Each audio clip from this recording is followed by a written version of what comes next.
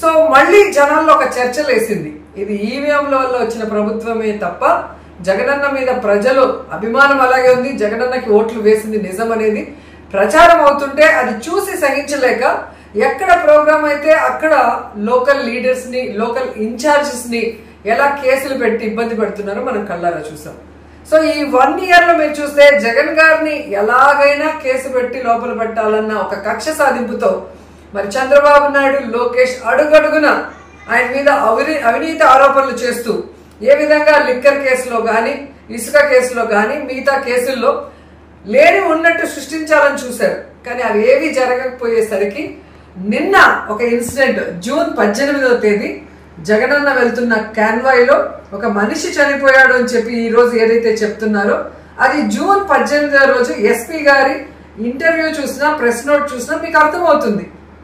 జగన్ గారి కాన్వాయ్కి సంబంధం లేదు.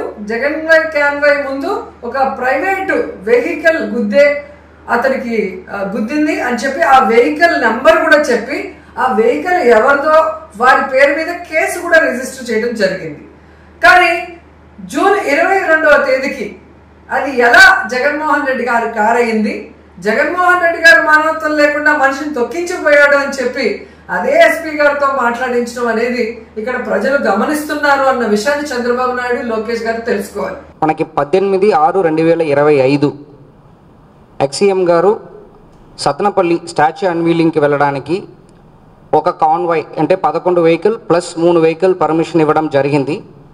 కానీ మన తాడేపల్లి నుంచి సతనపల్లి స్టార్ట్ చేసినప్పుడు దాదాపు 50 వెహికల్స్లో మన ఏటుకూరు రోడ్ బైపాస్ దగ్గర వచ్చినప్పుడు అక్కడ ఒక యాక్సిడెంట్ జరిగింది. యాక్సిడెంట్ జరిగినప్పుడు అక్కడ ఒక పర్సన్ లాన్లో పడుకు పెట్టడం జరిగింది. ఇన్ఫర్మేషన్ వచ్చిన తర్వాత మనం 108 అంబులెన్స్కి చెప్పి హాస్పిటల్ తీసుకొని వెళ్ళడం జరిగింది.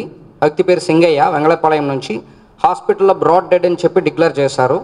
అప్పుడు వాళ్ళ వైఫ్ లూర్ద్ మేరీ ఇచ్చిన కంప్లైంట్ మేరకు మనకి 106 సబ్ క్లాస్ 1 మేరకు మన కేసు రిజిస్టర్ చేయడం జరిగింది.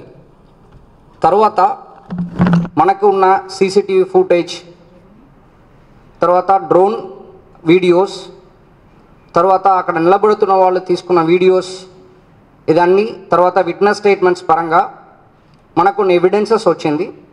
దానిట్లో ఒకటి మనకి ఒక వీడియో దొరికింది. దానిట్లో ఏంటంటే ఎవరు చనిపోయారో సింగయ్య మన ఎక్సీఎం గారు వెహికల్, ఫార్చునర్ వెహికల్ వీల్ కిందకి వాళ్ళు పడిపోవడం, దాని వెహికల్ టైర్ ఎక్కుతున్నట్టు ఒక వీడియో మనకి ఎవిడెన్స్గా దొరికింది. దాని మేరకు మనం 106 సబ్ క్లాస్ 1 బిఎన్ఎస్ సెక్షన్ని మళ్ళీ 105 బిఎన్ఎస్ కిందకి మనం మార్చడం, అలాంగ్ విత్ 49 బిఎన్ఎస్ కిందకి సెక్షన్ని మార్చేసి దానిట్లో ఉన్న డ్రైవర్, తర్వాత ఎక్సీఎం గారు, తర్వాత నాగేశ్వర్ రెడ్డి, సుబ్బారెడ్డి గారు, పెరినాని అండ్ విడుదల రజన్ గారు అందరినీ కూడా అక్యూజ్డ్ కాలంలో యాడ్ చేయడం జరిగింది.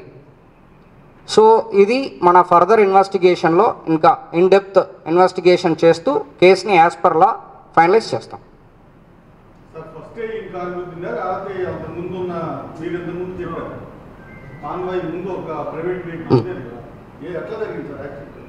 అప్పుడు ఆ రోజు ఉన్న ఎవిడెన్సెస్ అంటే ఆ రోజు ఉన్న నా దగ్గర ఉన్న ఫ్యాక్ట్స్ మేరకు ఆ రోజు ఆ వెహికల్ గురించి చెప్పాను. సో ఆ రోజు ఈవినింగ్ కూడా చెప్పాను. మళ్ళీ ఫర్దర్గా ఇన్వెస్టిగేట్ చేస్తూ దాంట్లో ఏదైనా చేంజెస్ ఉందంటే మళ్ళీ చెప్తామన్నాను. దాని మేరకు మన ఇన్వెస్టిగేషన్ చేశాము. దాంట్లో వచ్చిన ఫ్యాక్ట్స్ మేరకు ఈరోజు ఆ క్లారిటీ ఇస్తున్నాను.